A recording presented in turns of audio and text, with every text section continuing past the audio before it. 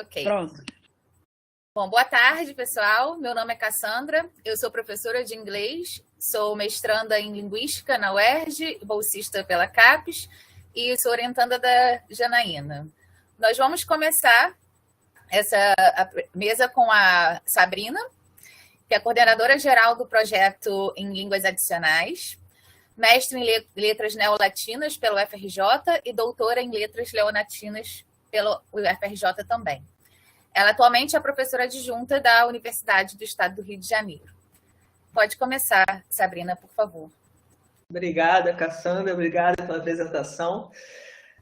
Bom, como a Cassandra disse, eu coordeno esse projeto em Línguas Adicionais, né, o PLA. Né, a gente tem o PLIC, o PLA. Então, eu coordeno esse projeto desde 2017. O PLA, ele fala, né, ele trabalha com ensino de língua tanto estrangeira quanto materna, né, com fins específicos. Né? Atualmente a gente está trabalhando mais com fins acadêmicos, né, ensino de língua tanto materna quanto estrangeira com fins acadêmicos, mas a gente já teve outros projetos anteriores que tinham outros objetivos específicos. Mas, bom, eu vou ler bem rápido, né, para que a gente não ultrapasse o tempo, vocês possam conhecer um pouco mais sobre esse projeto, que, como eu disse, existe desde 2017. Eu sou coordenadora geral, mas temos no projeto a coordenadora do curso de espanhol com fins acadêmicos, a professora Keren, a coordenadora dos cursos de redação acadêmica e língua portuguesa é a professora Maria Aparecida, né, a querida Cida, de italiano. Eu sou coordenadora também, além de coordenadora geral, coordenadora de francês, com fins acadêmicos. A professora Tânia é coordenadora dos cursos de inglês com fins acadêmicos. Bom, a nossa unidade, como vocês sabem, é o Ilho, e a bolsista do projeto é a Natália. Aliás, a quem eu tenho que agradecer, esse slide foi feito por ela, né, com a minha orientação, foi para o UERJ Sem Muros, mas eu achei legal, bacana trazer, para que vocês possam conhecer um pouco melhor, possam acompanhar a leitura e conhecer melhor o projeto. Bom, a comunidade-alvo, né? Quer dizer, quais são as pessoas... Como eu falei, ultimamente a gente tem trabalhado mais com ensino de língua estrangeira e língua materna com fins acadêmicos. Então, nosso público-alvo são graduandos, pós-graduandos, mestrandos, doutorandos, alunos de especialização, professores e pesquisadores que precisam do domínio de uma habilidade linguística específica em língua portuguesa ou língua estrangeira. Né? Os objetivos.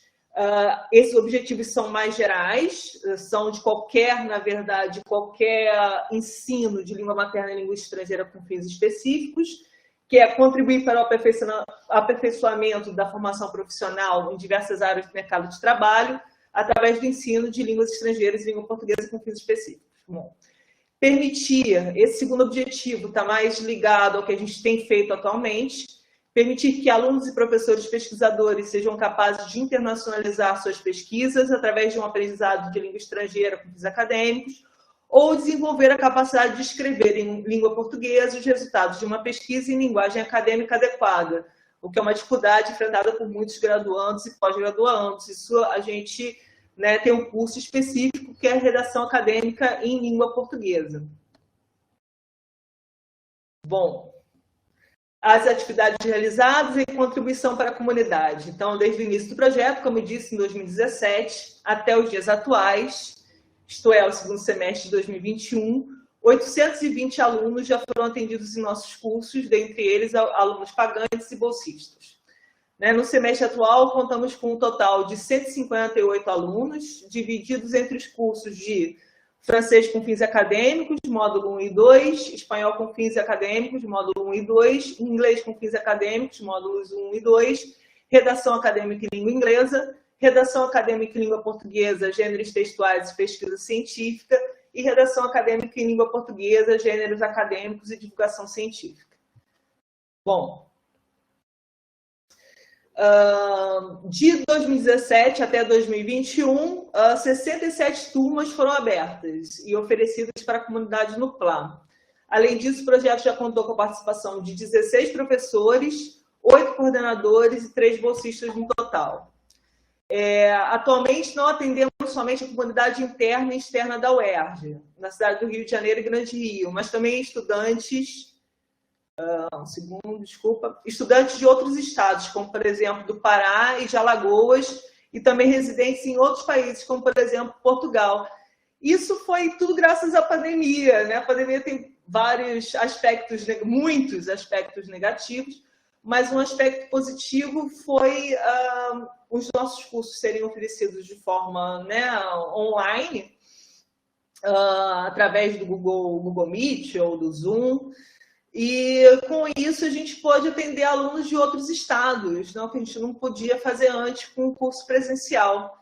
Então, outros estados que não têm esse tipo de curso, né, que é um ensino específico de língua estrangeira e de língua portuguesa, essas pessoas puderam ser atendidas nesse objetivo, nesse desejo de aperfeiçoar academicamente, né, o aprendizado numa língua estrangeira ou na própria língua materna. Né? Então, vamos lá. Vou falar rapidamente, né, quais são os nossos professores. O inglês é o Flávio, que foi professor de... Não sei se ele ainda é, mas foi professor substituto de inglês, da UERJ mesmo, e trabalha com a gente. A Alessandra. E, assim, os nossos professores, eles não são alunos da graduação. Eles já foram, a maioria já foi aluno da graduação da UERJ, e ou estão no mestrado, no doutorado, ou fizeram especialização com a gente. Né? Tem que ter algum vínculo com a UERJ, tá? Então, a Alessandra a maioria deles já foi monitor do Licomplique, e aí, depois de formados, se tornaram professores do Licompla. Isso é o caso da Alessandra, por exemplo, é o caso da Flávia, que foi nossa aluna de especialização e foi aluna da graduação. O Zadig, por exemplo, que é professor de francês, ele é formado pela FRJ, mas ele tem especialização em tradução pela UERJ, né, a tradução em língua francesa. A Débora terminou ainda há pouco a graduação em francês. A Tayane faz o doutorado na UERJ. E temos a Cristina e a Márcia também. Bom. Aqui são os cursos que a gente realizou antes. Lá em 2017, como eu falei, atualmente tem trabalhado mais com ensino de língua estrangeira e materna com fins acadêmicos. Mas antes, a gente também trabalhou em parceria com o Instituto Oswaldo Cruz, também com o ensino com fins acadêmicos. Por exemplo, a professora que está aqui com a gente, a Patrícia, ela era coordenadora e professora, né, desse curso, produção de textos acadêmicos em inglês e inglês instrumental para docentes. Né? Também tinha português para estrangeiros, com o professor Alexandre, né, que é atualmente coordenador de extensão. E a professora Ana Paula, né, que ela acabou saindo da UERJ depois, mas era professora do setor de inglês, ela deu um curso aí, não tinha esse formato acadêmico, né, era um curso para secretárias, né. Era um inglês que aquelas secretárias tinham que possuir para poder atender os alunos estrangeiros, principalmente. Né? Então, tinha um vocabulário bem específico, tanto do secretariado, né, das funções dela, mas como auxiliar esses alunos que vinham estudar no Instituto Oswaldo Cruz e que não dominavam a língua portuguesa. Então, coisas mais básicas, por exemplo, de indicar onde é a cantina, onde é o banheiro, né, que ônibus a pessoa pode pegar, esse tipo de coisa. Né? E também tinha inglês instrumental para técnicos. Mas essa parceria já terminou, ela terminou em 2018. Então, vamos lá. Aqui, então, eu já estou praticamente terminando a minha apresentação, eu só estou mostrando... aqui é na época que ainda a gente estava, né, trabalhando presencialmente, né, foram os primeiros anos do PLA no Instituto Oswaldo Cruz, né, a primeira foto é no Instituto Oswaldo Cruz, mas as outras fotos são dentro da UERJ, né, no Instituto de Letras. Tem até o Daniel, que também é doutorando da nossa pós-graduação. e que é professora atualmente, professor substituto de francês. E tem aqui a foto, um agradecimento de uma menina que conseguiu escrever a dissertação dela, e ela fez questão de agradecer a professora de redação acadêmica e língua portuguesa, que ela disse que sem aquele curso, né, sem a ajuda, sem o conhecimento que ela adquiriu no curso, ela não teria conseguido né, a concretização do mestrado. Né? Eu acho que isso é muito legal, quando os nossos alunos reconhecem o nosso esforço, reconhecem o nosso trabalho. Bom, aqui também, agora é outra realidade, a realidade online, que está desde 2020, né? Assim que o reitor falou, não, podemos ter cursos online, a gente já começou a preparar para que o PLA, a extensão voltasse para o, né, pudesse dar essas aulas online, né, de forma remota, e os nossos cursos, então, desde 2020.2, a gente está nessa realidade e, muito provavelmente, vamos continuar ainda, pelo menos, por mais um semestre. E, assim, talvez, só para concluir, tem aqui o nosso... Está falando que já estamos preparando, né, já para 2022. Esse já é o momento de pensar nos horários, de formar as turmas, de pensar em inscrição, porque a gente já está nesse processo para que a gente possa começar em março de 2022, né? Recomeçar nossos cursos. Nossos cursos terminaram agora. As últimas aulas foram 4 de dezembro, está fechando as notas, e aí já começando a preparar, já pensar o próximo semestre. E, assim, graças ao fato de a gente ter, né, já tem um ano, está fazendo um ano agora, em 2021, não, 2 anos já, 2 anos, que nós temos monitores, né? Então, os monitores já era uma ideia minha antiga de divulgar os nossos cursos pelas redes sociais, e eles nos ajudam muito na manutenção das páginas, tanto o Instagram quanto o Facebook. Então, está no Facebook, está no Instagram. E esse é o nosso e-mail oficial, né, licompla@gmail.com, né, o nosso canal de comunicação com os alunos e futuros alunos. É isso, gente. E a gente está pensando, eu não sei, a gente ainda vai conversar, ainda termos uma reunião também para pensar no Licon de forma geral, mas a gente tem pensado para 2022 continuar online, o primeiro semestre, principalmente, já que a gente está no retorno, né, mais ou menos. E aí, sim, pensar em 2022.2, o retorno ao presencial e talvez continuar. A Cassandra apareceu, é para terminar mesmo, já estou terminando.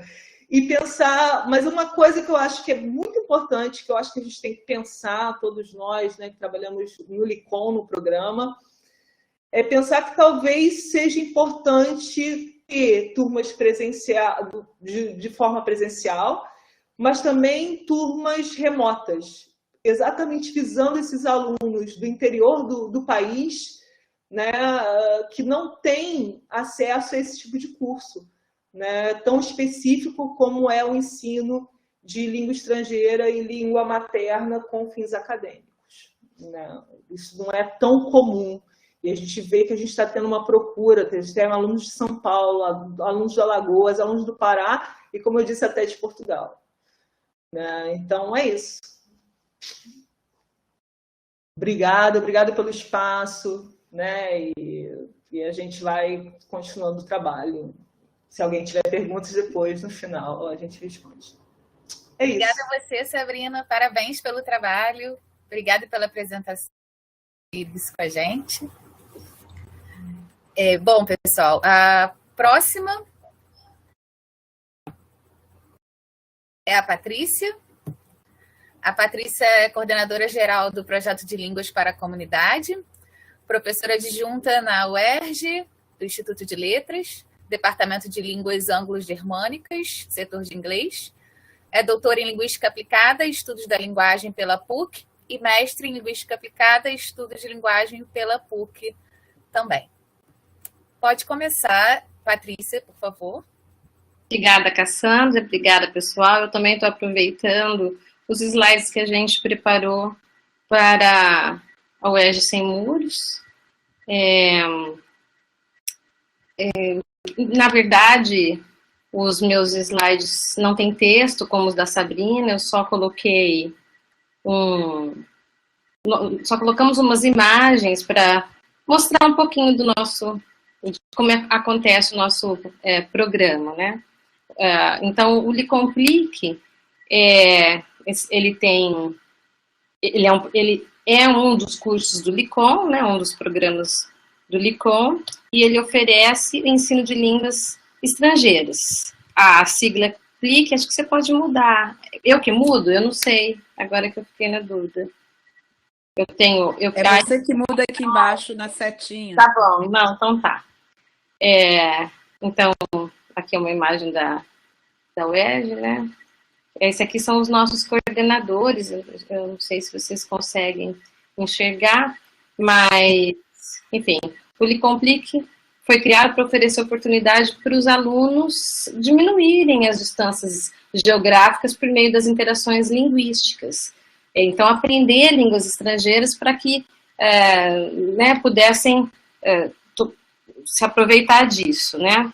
Hoje a gente tem participando do Licomplique, do Plique, 14 professores, orientadores, né, das línguas e dos cursos, e temos 50 alunos bolsistas que trabalham distribuídos nesses cursos. Então, aí vocês têm, por exemplo, de alemão, quem coordena os cursos de alemão é a professora Roberta Stanque, os de espanhol, a Alejandra e a Keren, de francês, a Laura, o Pedro Armando, a Sabrina também, a Estela, de grego, a Luciene, de inglês sou eu, né?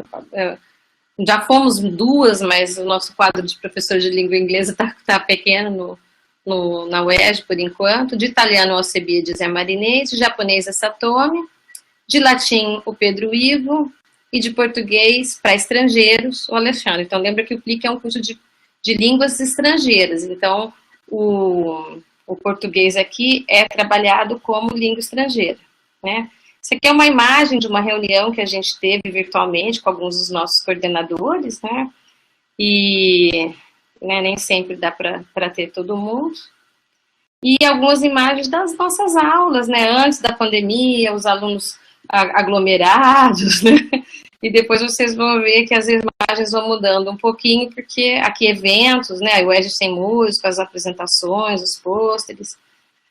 E aí depois já o momento virtual. Então aqui vocês estão vendo uma imagem das aulas à distância, né.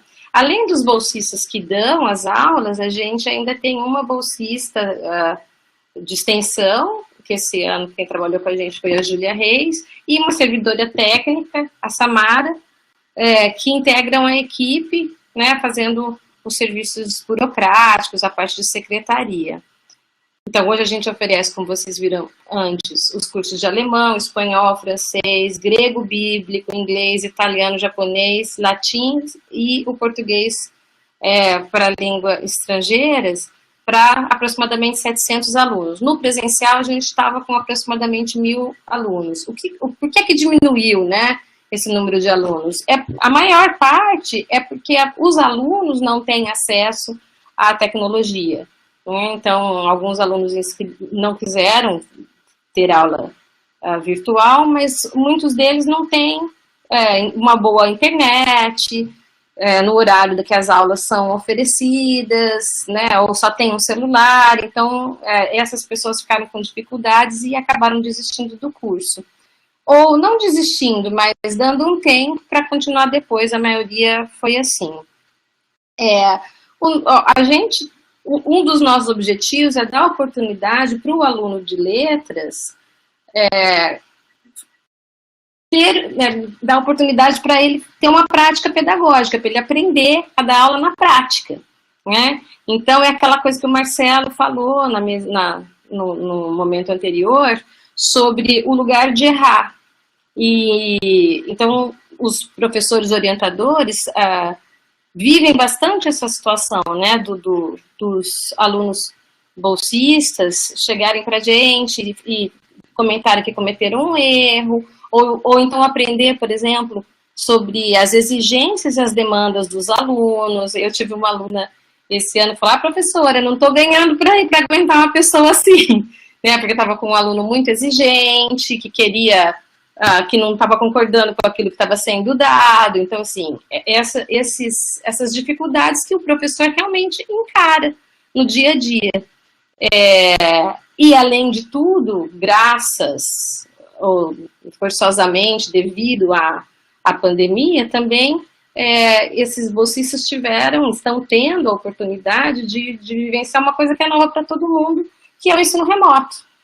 Né? Então, e aí que provocou novas demandas, tanto para os professores, dos professores e dos alunos. Né? Assim como teve aluno que desistiu do curso, a gente teve aluno que ficou mais exigente, que achava que o professor não estava cumprindo tudo o que devia cumprir, porque a gente passou a deixar algumas atividades para eles fazerem em casa. Que isso é uma das grandes diferenças do ensino remoto, né? O tempo, aquele tempo que a gente fica na sala de aula, esperando o aluno fazer atividade, olhando o que eles estão fazendo, não é uma coisa que dá para fazer online, né? Porque aí fica realmente uma perda de tempo. Então, isso essas atividades o aluno deveria fazer em casa e depois ter um feedback. E aí os alunos, alguns não gostavam disso, implicaram com o professor. Por outro lado, teve gente que adorou, achou ótimo poder não precisar sair de casa, poder continuar tendo as aulas mesmo no momento em que ninguém podia sair de casa. E uma das coisas que eu sinto como coordenadora do PLIC e como coordenadora do PLIC de inglês é a satisfação dos alunos bolsistas, dos discentes que dão aula. Apesar deles encontrarem problemas e dificuldades, eles sempre me deram um feedback positivo. Eles adoram essa experiência, eles se sentem capazes, se sentem competentes, mesmo quando eles falam assim, eu não sei isso, mas aí eles vêm e tiram dúvidas. E o melhor para mim, o que eu acho, assim, é que eles trabalham num espírito colaborativo. Um bolsista ajuda o outro. O curso de inglês é o que tem mais turmas. Então, a gente tem, às vezes, 2, 3 turmas, às vezes 4, de módulo 1, de iniciante. Então, você tem 3 bolsistas, 4 bolsistas trabalhando com o mesmo material, com turmas diferentes. Então, eles trocam experiências, um ajuda o outro, preparam as provas e as avaliações da mesma maneira. Nesse momento da pandemia, por exemplo, eles prepararam atividades juntos. Aqui, por exemplo, são imagens das turmas de inglês. Aqui das aulas de italiano. E aqui era o último que eu tinha, né, que eram matrículas abertas. Então, assim, é um momento realmente de aula, né? Onde a gente não só trabalha a língua e a linguagem, mas também conteúdos culturais, diversidades, diferentes práticas docentes, né? O que dá certo numa turma, o que não dá certo na outra turma, sempre tentando fazer com que tudo aconteça de uma maneira bem frutífera. E eu acho que o LICOM, eu tenho certeza que o LICOM é um projeto que dá muito resultado, a procura por ele é grande, né? O próximo semestre provavelmente a gente continua remotamente, mas eu acho que, eu concordo com a Sabrina, com o final da fala dela, que a gente descobriu uma nova oportunidade, que é também oferecer uma modalidade à distância. Não só para o aluno que está tão distante fisicamente, mas para aquele aluno que não tem tempo, porque às vezes ele mora longe, né? Longe do Maracanã, por exemplo. Então ele pode simplesmente fazer da casa dele, né? Que ele não vai ter esse tempo da locomoção. Né? Eu acho que é uma nova uma nova porta para a gente, para poder oferecer o curso de idiomas. Eu acho que é basicamente isso. Falei 10 minutos só, preparei para 10. Eu tinha me preparado para 10 mesmo, achei que fossem 10. E eu tenho depoimentos dos alunos, bolsistas, assim, que eles fizeram para... Porque esse daqui foi o do projeto de extensão, né? Que eles fizeram para a UERJ Sem Muros, assim. Todo mundo se sente muito bem. E eu não acho que é da boca para fora. Eu acho que, de fato, a mim, particularmente, dá muito prazer trabalhar e orientar esses alunos. Eu consigo ver o crescimento desses alunos professores, do aluno de letras. Assim como eles conseguem ver o crescimento dos seus próprios alunos e como eles ficam felizes quando eles recebem um feedback positivo dos alunos. Acho que é isso, Cassandra. Sabrina abriu aí?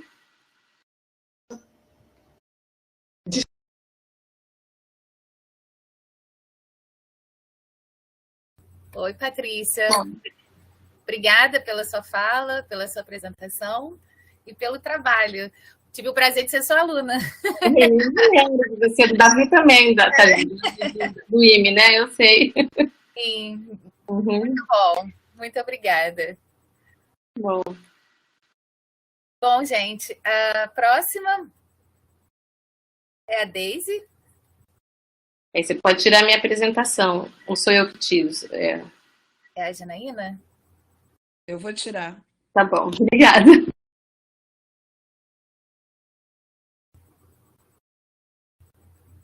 A Daisy tá aí?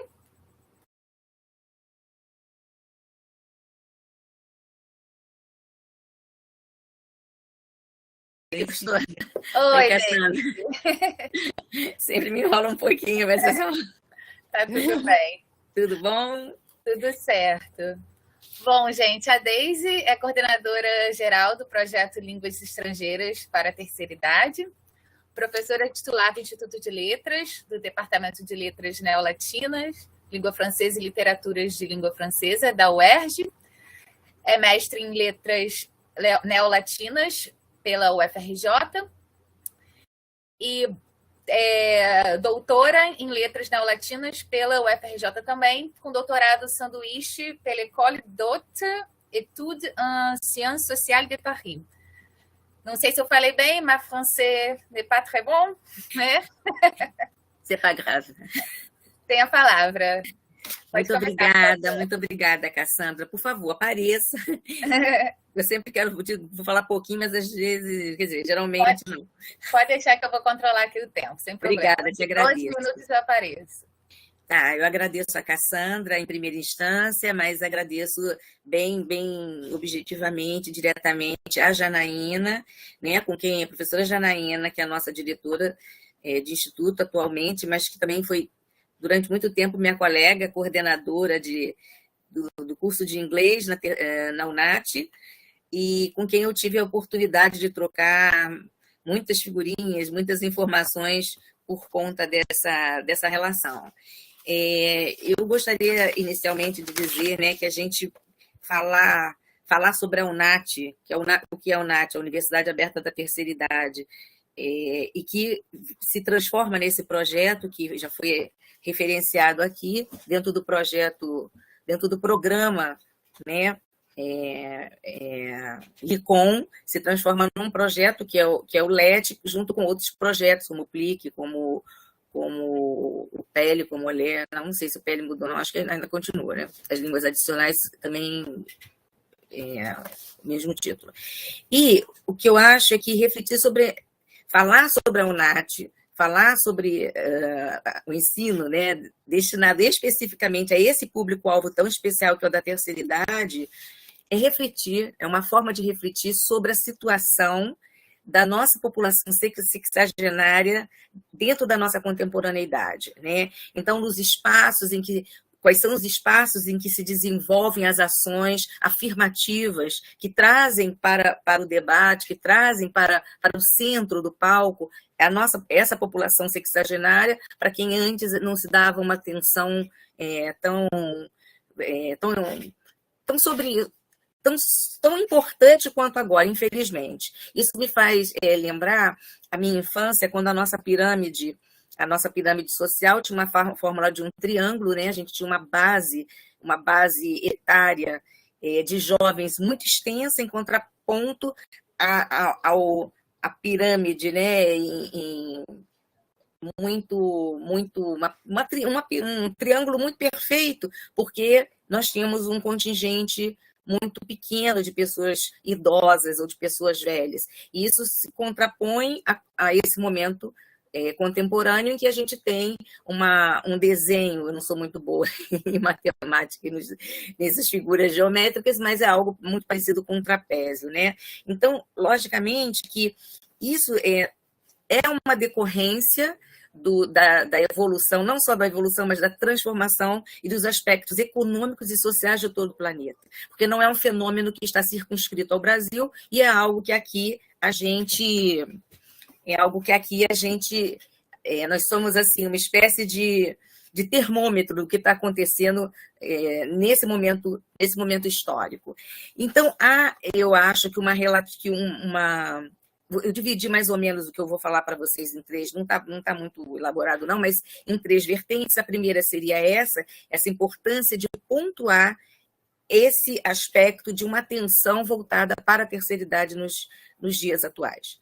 Né? Essa terceira idade, a qual farei parte a partir do ano que vem, então pretendo usar também dos benefícios, inclusive dos cursos de inglês da UNAT. Então, vejam, já fiz todos, né? Quem sabe não, a UNAT vai me resolver o problema do inglês, o eterno, Janaína sabe. Então, essa inserção, que a gente diga que é muito importante, é uma inserção que, no que nos diz respeito como Instituto de Letras, que fique claro, a UNAT não tem apenas essa parceria com o Instituto de Letras. A nossa parceria com o Instituto de Letras, ela é uma parceria que já é mais recente, historicamente falando.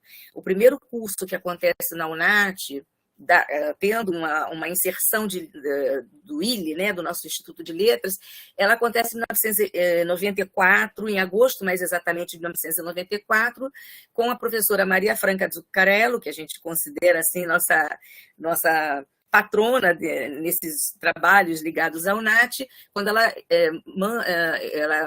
treina um grupo de pessoas, de alunos da terceira idade, fazendo um curso de canções italianas. Então, é assim que a gente dá o pontapé inicial lá no 10º andar.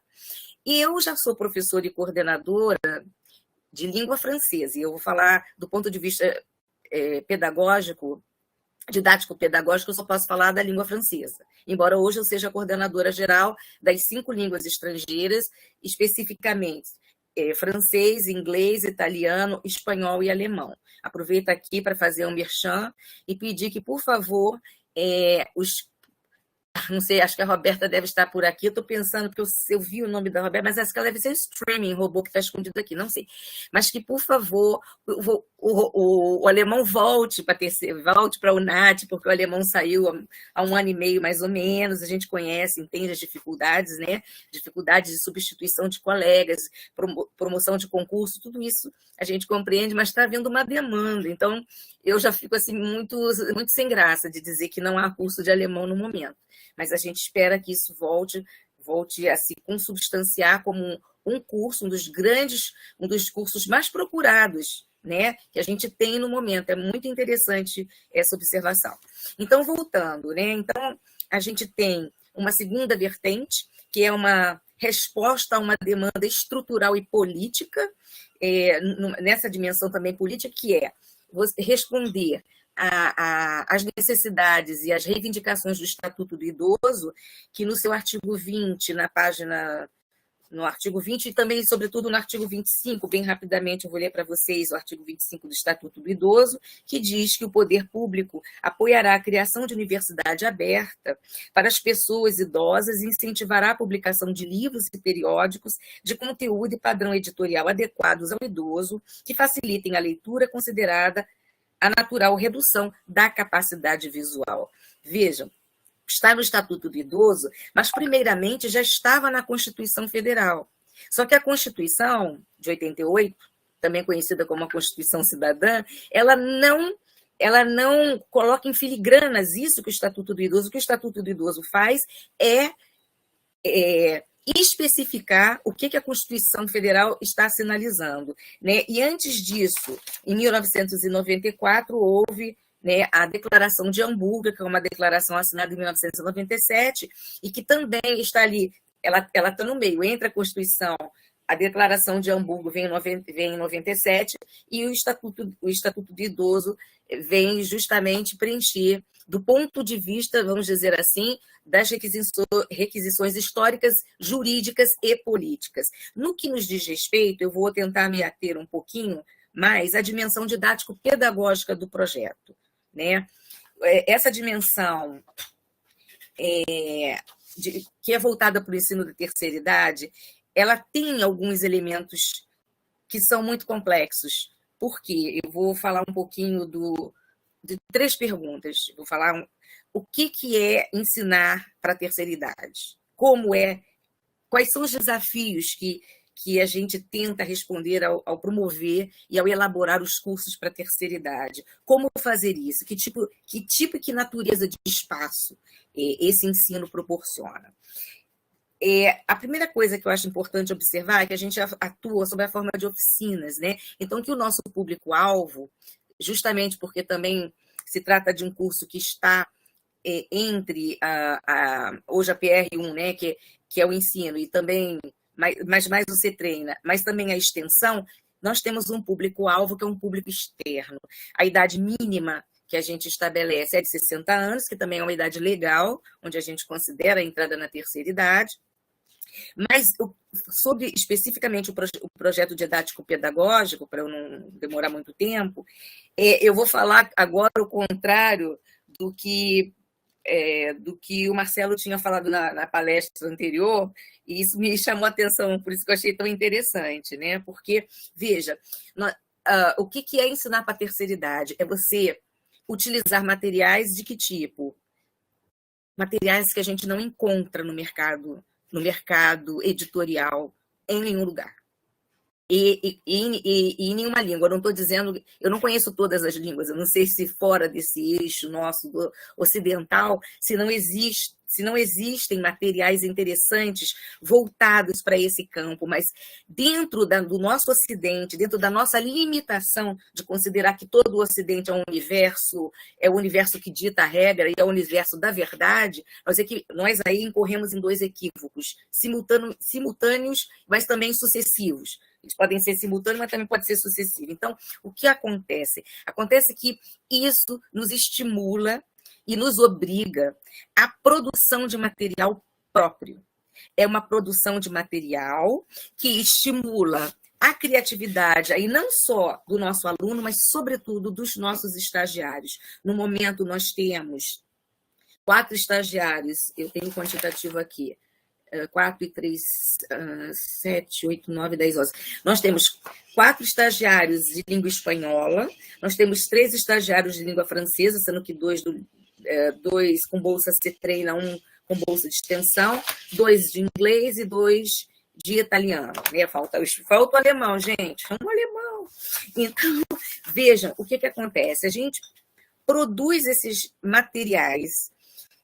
Claro que o Marcelo tem toda a razão quando ele fala que é fundamental para a produção de material haver experiência. Então, não é uma atividade, uma atribuição que a gente conceda ao estagiário sozinho.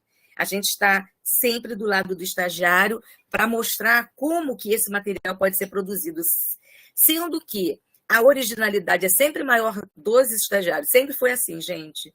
Nesses 18 anos que eu coordeno língua francesa, eu sempre me surpreendi muito positivamente com aquilo que eu não esperava que aparecesse, mas que surgia. E nessa interlocução entre os estagiários e o público-alvo, também o trabalho é magnífico. Eu vou tentar chegar até agora ao momento em que a gente entrou no ensino remoto com a terceira idade, que também é uma novidade. Então, nós tivemos, vocês estavam falando em termos de 1.000 alunos no LICOM, eu acho um número excepcional, maravilhoso, mas saibam que nós já tivemos 500 alunos da terceira idade e isso aconteceu um pouco antes dos nossos processos infelizes e necessariamente grevistas de 2017. Né? A gente sofreu significativamente uma perda de massa de alunos, né? De tudo quanto foi tipo de massa, inclusive de massa pensante naquele momento, foi um momento de crise muito aguda. Foi um momento agudizado mesmo, em que a gente tentou de todas as formas, e agora, quando esse público já estava voltando, veio a pandemia. Então, vocês observem como é sazonal, a gente sofre com essa sazonalidade. Cassandra voltou. Já estou encerrando, faltam 2 minutos. Então, o que eu quero dizer é o seguinte, olha, essa produção de material, ela se apoia sobre conteúdos lúdicos. Então, como é que a gente ensina, por exemplo, o número? Jogo de bingo. Jogo de bingo, eles aprendem muito rápido. Se alguém errar, eles estão de olho para não perder, e se bobearem também roubam, porque aí. Mas olha só, a condição, quando os estagiários falam, olha, tem alguém trapaceando, eu falo, deixa trapacear, deixa que faça isso com a língua corretamente. Então, vocês não façam isso, pensem que são seus vovós, e isso é basicamente assim. Essa abordagem cultural envolve teatro, atividades teatrais, atividades de cinema e agora, mais recentemente, o uso do Google. Perdemos muitos alunos, não porque eles não tivessem a possibilidade, muitos deles até material, de ter a internet ou de ter tudo isso. O problema é que muitos não sabem lidar. E eu sou a melhor expressão disso, porque eu sou da geração deles, ou eles são da minha. Então, a gente tem realmente muita dificuldade em equacionar tudo isso. E apenas concluindo, eu gosto muito de uma frase, né, falando um pouco da terceira idade, deixa eu ver se eu coloquei aqui, fazendo uma consideração final, que a ideia da gente, na UNAT ou no LET, que é Línguas Estrangeiras para a Terceira Idade, é essa nossa vontade, esse nosso propósito de vislumbrar o idoso como um ator social ativo e produtivo nesse processo de trocas. É lutar para que o conceito de cidadania recubra na sua inteireza sujeitos do direito, no sentido de influenciar seu bem-estar e dignidade, emancipando-os na apropriação de sua identidade cultural e social. Se a longevidade sempre foi um sonho de muitos, a velhice é a realidade de todos. Lutar pela inclusão dos idosos é, portanto, lutar por todos e por cada um, pois, como bem observa o Boaventura de Souza Santos, é preciso, e eu cito Boaventura para concluir, lutar pela igualdade, sempre que as diferenças nos discriminem. Lutar pela diferença, sempre que a igualdade nos descaracterize. Então é isso, a gente tenta fazer isso da melhor maneira possível. Obrigada. Obrigada a você, Deise, parabéns pelo trabalho, obrigada pela apresentação.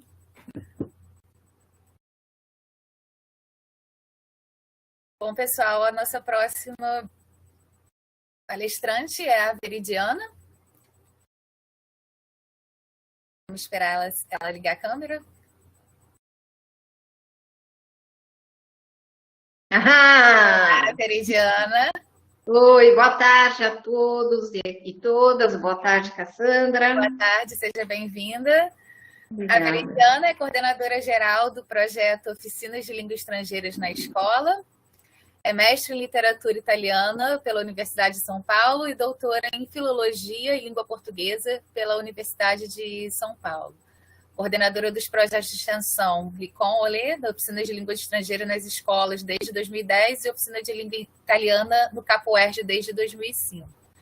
Você pode começar, por favor, Veridiana. Obrigada, Cassandra. Gostaria de agradecer também a toda a equipe organizadora do evento, em especial a professora Janaína pelo convite. É uma honra participar do terceiro EMPEC LICOM. E vou iniciar, assim, falando muito rapidamente sobre o OLE, Oficinas de Línguas Estrangeiras nas Escolas. Um projeto está ligado, né, ao programa LICOM, ressaltando que esse projeto possui uma bolsista cetreina, que é a Ludmila Ponteiro. Muito bem, fiz um resuminho aqui, né, para dar uma ideia sobre esse projeto. O projeto OLE, Oficina de Línguas Estrangeiras nas Escolas, vinculado ao LICOM, está voltado, e é algo que foi dito ao longo, né, desse momento, né, voltado à ampliação de espaços de ensino e de aprendizagem de línguas, né.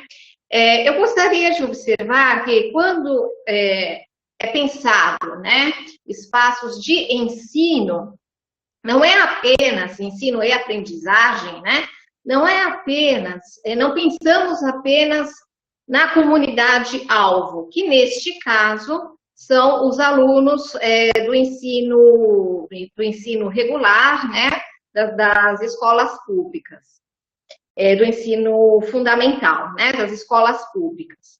Então, não é pensando somente neste público, mas também nos bolsistas, nos graduandos e licenciandos do curso de letras das mais variadas habilitações. O OLE hoje abraça as oficinas de italiano, alemão, espanhol e japonês, tá? Então, em que sentido, né? O que foi dito já, né, anteriormente pelos outros colegas, é assim, quem ensina, aprende. Então, à medida que os nossos licenciandos, graduandos, os nossos bolsistas ou voluntários, eles entram em sala de aula na qualidade de professor, eles também estão aprendendo, à medida que estão ensinando. Então, esse é o nosso entendimento, né? Então, esse ensino e aprendizagem, ele se dá em duas vias. Tanto para os nossos licenciandos, né, para os nossos bolsistas voluntários, quanto para a comunidade-alvo, né? E nesse sentido, né, o projeto ele está voltado também, ele tem o propósito de abrir discussões sobre questões teóricas e metodológicas, e aqui, né, tocamos na questão, né, também da elaboração de material didático, né, também relacionadas à formação do professor de línguas e ao seu trabalho. Sua principal vinculação é com as instituições de ensino público, entendidas enquanto espaços de construção de conhecimentos, de luta contra as exclusões, de integração e de construção da cidadania. A educação oferecida pela escola pública tem o compromisso de garantir as aprendizagens essenciais para a formação de cidadãos autônomos, que atuem na sociedade de forma crítica e participativa. A partir dessa perspectiva, as línguas estrangeiras são coparticipantes na construção do engajamento discursivo dos aprendizes. O presente projeto filia-se, portanto, a esse entendimento de escola e de ensino de línguas, ou seja, enquanto espaço de integração, né, de construção, de ampliação de conhecimento, de oportunidades, enfim, tá? Muito bem. O LICOM, né, voltado à ampliação de espaços de ensino e aprendizagem de línguas, né? Assim, então, o objetivo geral, né? Qual é o objetivo geral, né? Desculpe, do OLE? Seguindo, né, a linha do programa LICOM, né? Então, o objetivo geral é a ampliação de espaços de ensino e aprendizagem de línguas. Então, como nós vimos, né, em relação aos outros projetos, assim como abrir discussões acerca de questões de várias ordens relativas à formação do professor, né, do professor de línguas e seu trabalho. Como objetivos específicos, nós trabalhamos, digamos assim, seguindo dois eixos, tá?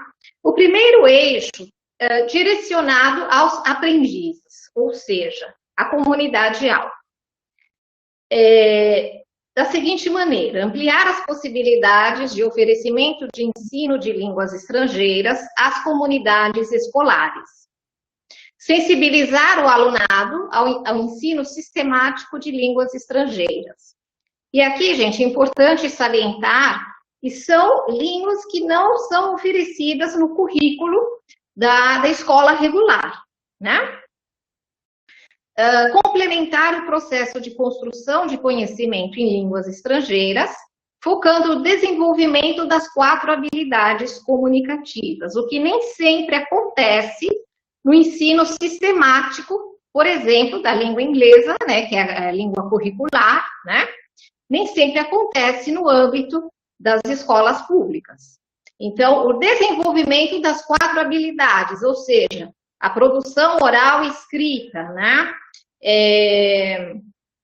A produção oral e escrita, a oralidade, a escrita, a audição, enfim, as 4 habilidades comunicativas, o objetivo, o foco do ponto de vista, né, pedagógico, quando os nossos bolsistas ou voluntários estão em sala de aula, é exatamente desenvolver essas 4 habilidades dentro da língua que está sendo trabalhada. Continuando, colaborar com a execução dos projetos político-pedagógicos das escolas por meio de parceria escola-universidade, né? Segundo eixo, voltado, direcionado aos licenciandos, graduandos, enfim, bolsistas ou voluntários. Ampliar as possibilidades de estágio e, por conseguinte, o desenvolvimento da prática docente aos futuros professores de línguas estrangeiras. O projeto OLE justifica-se à medida que visa oferecer cursos de línguas que não fazem parte da grade curricular das escolas da rede pública.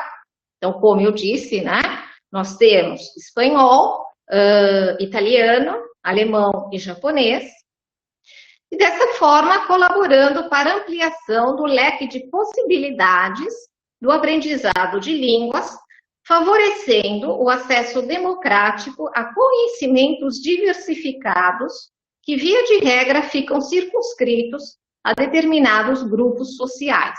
Então, se hoje alguém quiser fazer um curso, vou falar da minha área, que é italiano, né? Um curso de italiano, e for tentar fazer esse curso, procurar esse curso no Instituto Italiano de Cultura,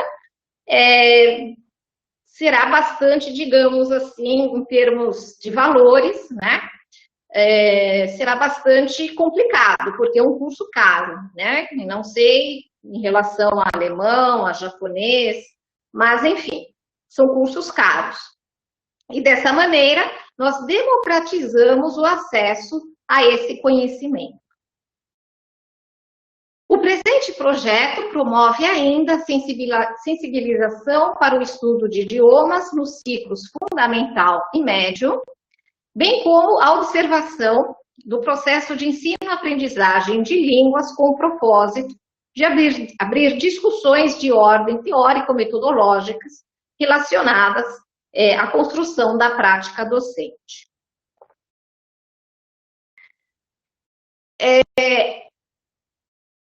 Relação ensino, pesquisa e extensão. Eu achei importante destacar, né, esse vínculo. O projeto voltado para o atendimento de demandas sociais, que incluem o aprimoramento da formação do público-alvo, da comunidade-alvo, né, das oficinas de línguas estrangeiras integrantes do projeto.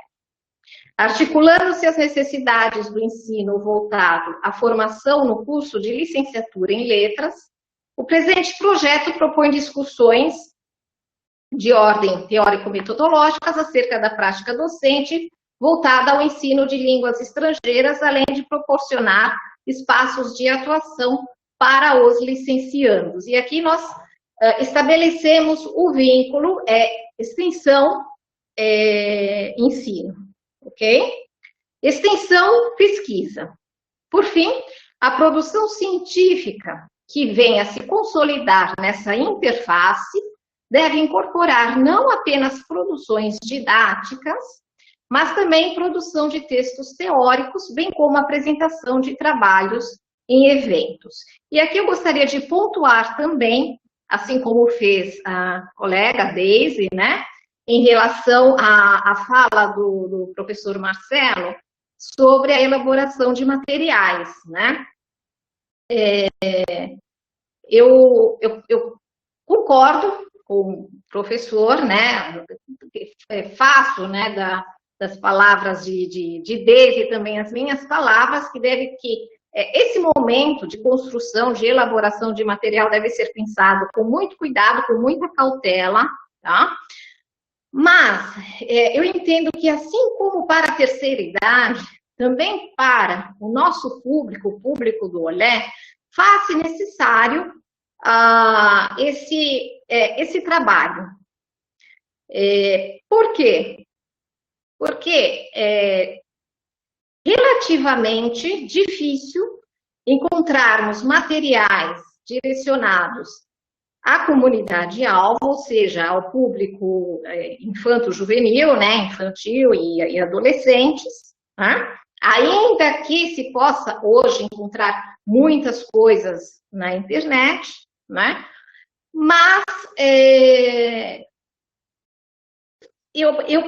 assim, no meu entendimento, é algo que pode ficar muito solto, né? Então, por exemplo, eu pego... Aí, Cassandra apareceu. Já estou terminando, Cassandra. Então, 3 minutos, ok. Então, um texto aqui, em um site X, outro texto ali, um exercício em um site Y, enfim, fica muito solto. Então, eu acho que, por também fazer parte da construção da prática docente, da formação do professor, a elaboração, seleção de materiais, então nós procuramos também ter esse trabalho, nos dedicarmos à produção de materiais, tá? Por fim, gente, rapidamente, eu vou falar um pouquinho das oficinas. O Olé, então, abraça as oficinas de alemão, cuja coordenadora é a professora Roberta Stank, a oficina de italiano, sou eu a coordenadora, tá?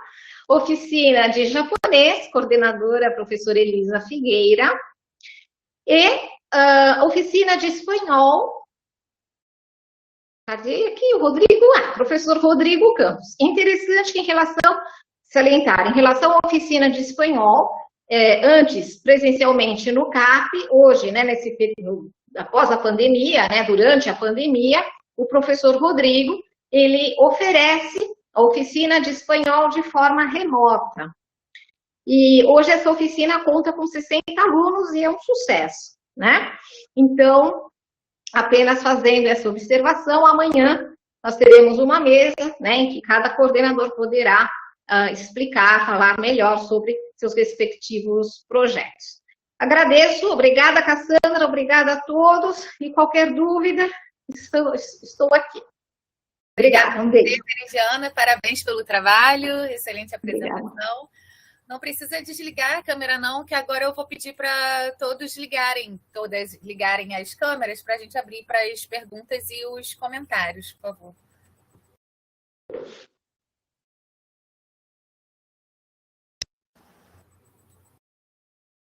Sabrina, Daisy, todo mundo aqui, né? Isso aí. Bom, a primeira pergunta que nós temos, a Sabrina já respondeu até, mas é da Janaína para todas. Quais são os planos para o futuro dos projetos e qual o legado do ensino remoto emergencial para os projetos? Olha, eu penso que o legado é exatamente isso que nós comentamos todos aqui, de passarmos também a oferecer a possibilidade remota, né? Não assim que a gente voltar presencialmente, continuar também com alguma opção remota para quem tem dificuldade ou está tão longe, como a Sabrina colocou, né? Pessoas de outros estados, etc. Eu concordo com Patrícia, enquanto, né, coordenadora também da oficina de italiano, eu penso em oferecer na modalidade remota também. Daisy? Eu acho assim, também, só complementando o que eu tinha falado antes, eu acho como a Daisy mesmo falou, a Patrícia também falou, acho que, e a Patrícia vai até comentar isso sobre a pergunta de como a gente fez essa transição do presencial para o remoto, é que todo mundo aprendeu junto, né? Os professores, todos nós aprendemos. E assim, foi muito legal porque a gente sempre falava, quando é que a gente vai ter um ensino remoto, 20% de ensino remoto, mas assim, nunca saía do papel. E de repente veio a pandemia e pum, todo mundo teve que se adaptar, o AVA saiu, e quer dizer, o AVA já existia, mas a gente não aproveitava. Então, eu espero que o AVA fique eternamente, eu espero que a gente volte presencial, mas o AVA, para a gente colocar material, para a gente organizar o curso, para a gente colocar, é muito melhor, é muito melhor. E assim, eu acho que a gente aprendeu todo mundo junto, porque quando o reitor virou e falou assim, pode ter o ensino remoto, eu reuni meus professores e eles falaram assim, gente, dos coordenadores, dos professores, mas será que isso vai dar certo? Como é que a gente vai fazer? E aí eu fui pesquisar, eu não conhecia o Zoom, não conhecia o Google Meet, e a gente foi, assim, testando, né, as ferramentas, e assim, deu muito certo. Então, eu acho que tem que continuar, assim, eu espero que a gente volte presencialmente, né, todo mundo, né, inclusive a extensão, mas que eu acho que o ensino remoto veio para ficar sim. É isso. Daisy, gostaria de responder? Eu tenho que acrescentar, porque são questões que acabam, dependendo do público-alvo, se modificando, né? Então, para nós, com a terceira idade, a dificuldade foi muito grande porque, em primeiro lugar, já na primeira onda da pandemia, nós perdemos muitos alunos do público-alvo, porque esse público-alvo que foi mais atingido, né, da terceira idade. E, em alguns casos, a gente teve, assim, uma situação bastante triste, que é muito difícil de expressar, mas foi graças ao contato de estagiários, com a falta de feedback de alguns alunos, que nos permitiu fazer com que a polícia fosse e descobrisse que estavam mortos dentro de casa. Então, a gente passou por uma situação muito dramática, isso sem falar do ponto de vista didático-pedagógico, mas simplesmente do ponto de vista prático, objetivo da situação dramática que a gente viveu, né? E que a gente ainda está vivendo, porque Sim. Deu uma refluída, mas não vamos soltar rojões antes da hora. Então, o que acontece? Acontece que esse contato dos nossos estagiários que fizeram um trabalho de gigantes. Que gigantes são esses meninos, como eles são, a relação deles com pessoal, assim, de ligar, não, professora, pode deixar todos, de todas as línguas, nós entraremos em contato com um por um para saber e para montar as turmas, porque a gente tinha os nomes, e aí a UNAT, que aí é feito por um outro, né, gente, diferentemente dos outros cursos, dos outros projetos, a UNAT, nós não somos independentes, nós somos um organismo dentro de um organismo, né? A UNAT funciona, nós somos uma vertente. As línguas estrangeiras para a terceira idade representam apenas uma vertente, que é essa grande parceria que é do Instituto de Letras, através das línguas estrangeiras para a terceira idade, tem língua portuguesa também, para a redação, mas nós somos apenas um galho, né? Um galho. Mas os outros cursos já existiam antes de nós e continuam existindo. Ano passado havia até dança de salão, curso de fotografia, né? Curso de xadrez. E aí, o que acontece? Eu não consegui dizer isso naquele momento, mas no que nos diz respeito, não é apenas a questão do ensino-aprendizagem que está no primeiro nível da nossa preocupação, mas é o problema também tanto psicológico como problema de saúde física e mental. Então, é considerar o idoso em todo o seu conjunto, no seu conjunto físico, mental, biológico, psicológico e sociológico. Então, essa interação que é perdida Aí é que entra a questão do contato físico. Foi uma experiência que foi vivenciada do modo como foi possível, que trouxe, né, pro bojo da cena os alunos que foram possíveis trazer.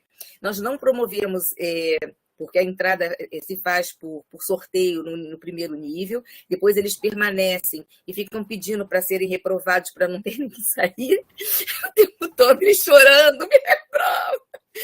Só que, na realidade, não há aprovação nem reprovação na UNAT, para os que não sabem, há só autoavaliação, porque só diante da simples palavra prova, sobe pressão, sobe tudo. Então, a gente não quer criar essa situação de estresse. Então, a gente pede autoavaliação e eles são mais rígidos do que nós teríamos sido os estagiários diante de uma avaliação simples, né? E aí, sim, eles pedem porque eles sabem que... Mas nós já conseguimos coisas importantes, quer dizer, nós funcionamos não mais por semestre já há uns 5 anos, a gente funciona por ano.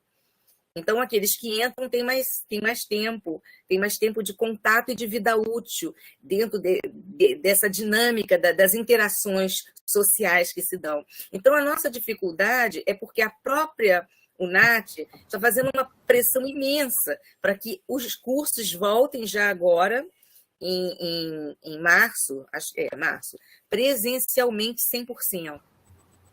No momento em que nós ainda temos algumas dúvidas. Por quê? Porque eu acompanho todos os boletins das UERJ, que ainda não disse, estamos 100% certos de que está tudo ok, né? Por exemplo, as do UERJ, no último boletim, esclareceu que o número de passageiros no elevador ainda não está definido. Ainda não está, quer dizer, não temos essa definição. E como nós precisamos, as nossas salas físicas se situam no 11º andar, imaginem como nós vamos colocar uma pessoa da terceira idade para subir 11 andares, se for o caso.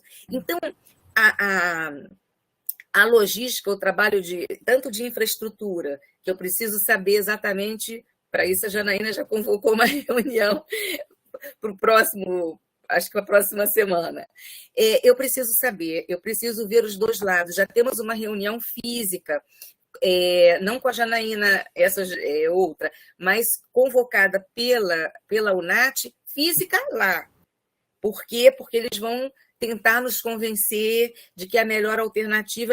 Eu não preciso ser convencida, eu estou convencida, eu já estou convencida que para a especialidade lá é importante. Desculpa, Cassandra.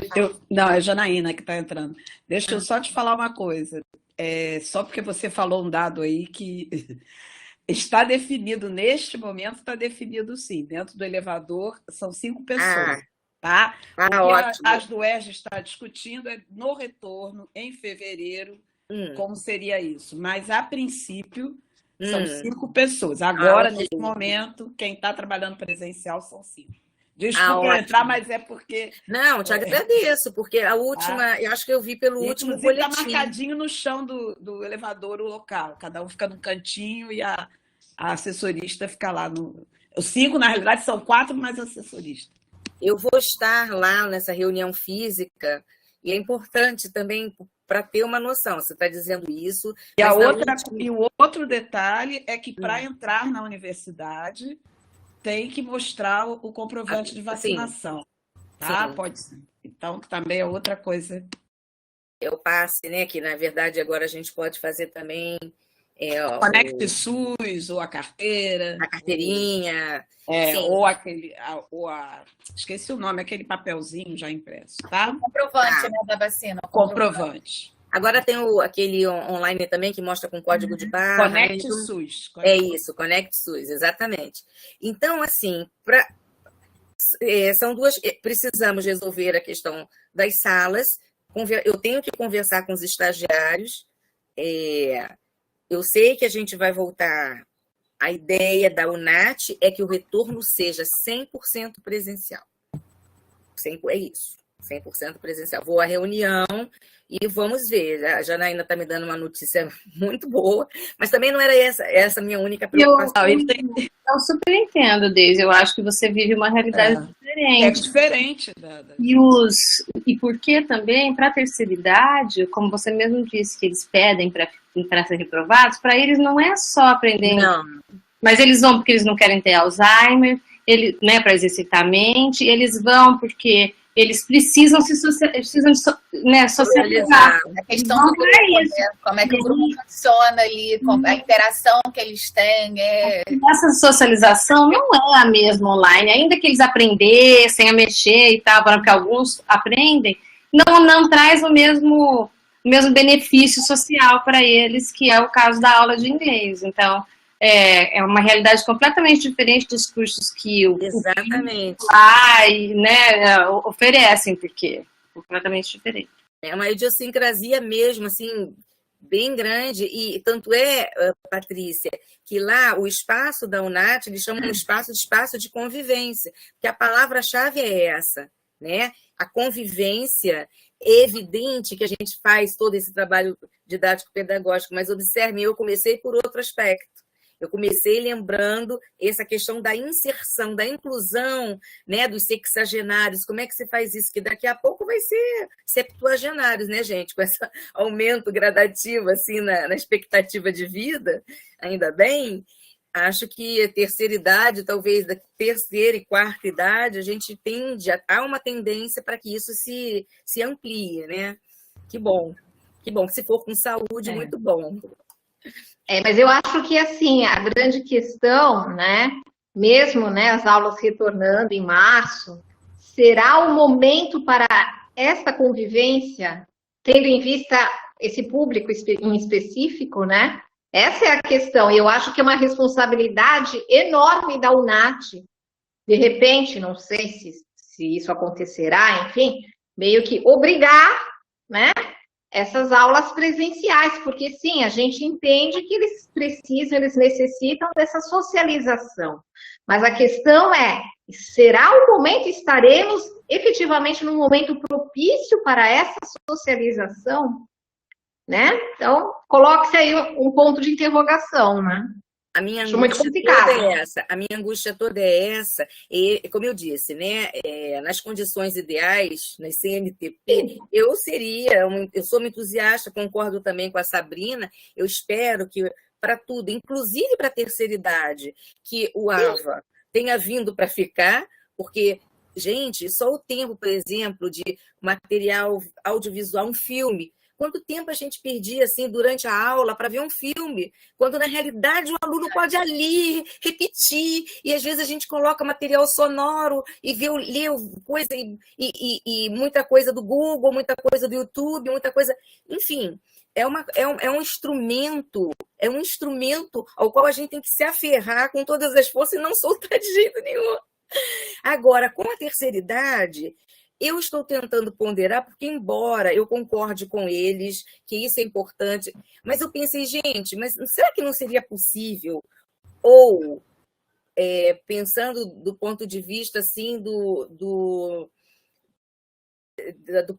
princípio da temperança e da justa medida grego, a gente talvez iniciar com 50% presencial e 50%, quer dizer, um encontro presencial um dia da semana e no outro dia fazer só para verificar, medir a temperatura, vamos dizer assim, para tirar a temperatura, verificar qual é a curva da pandêmica, né? Vamos ver agora a nova curva, a gente está vendo como é que está funcionando no mundo, acompanhar.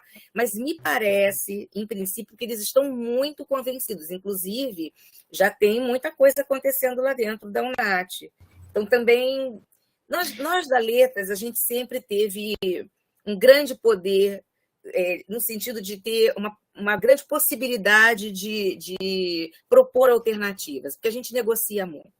Né? É tudo negociado, não tem nada imposto, nem de um lado para o outro, nem do outro para o outro. Né? Então, eu ainda tenho esperanças que a gente consiga ter isso. Ainda tem um tempo aí, né? Vamos ver o que vai acontecer. Porque também se fechar tudo, agora parece que o carnaval, não, por enquanto não, mas o Réveillon parece que está suspenso. Foi cancelado, a princípio. Isso, a contragosto, né, para os governantes. Mas então, vamos verificar como é que vai estar essa situação. E aí sim, a gente tentar tomar a temperatura do momento e verificar, porque eu fico muito angustiada e imaginar que, de repente, possa acontecer alguma coisa, e também os nossos estagiários, né? Estou pensando em tudo. Em todos, exatamente. Enfim. Né? Porque acho, não sei se vocês podem dar essa informação para os nossos cursos. Desculpa, eu vou ter que interrompê-la, que está quase na hora da sua reunião. Ah, tá bem. E aí, não, eu sei, a gente tem uma pergunta só mais, que é para a Patrícia. E aí eu vou ter que interromper. A conversa tá boa, mas é aquilo, a gente quer ficar conversando até... Não, querida, não, foi muito bom. Foi muito bom, esclareceu pelo menos essas questões do elevador. Fica sem graça de interromper. Ela tá gostando? Cassandra, faça a pergunta para a Patrícia, Sim. Que não é só para a Patrícia. Eu acho que a Sabrina também queria responder. Tal. Fiquem à vontade. Vai lá. É do Cláudio, né? Do Cláudio Correia. O LICOM conseguiu promover uma formação prévia mínima aos professores e bolsistas para darem aulas remotas?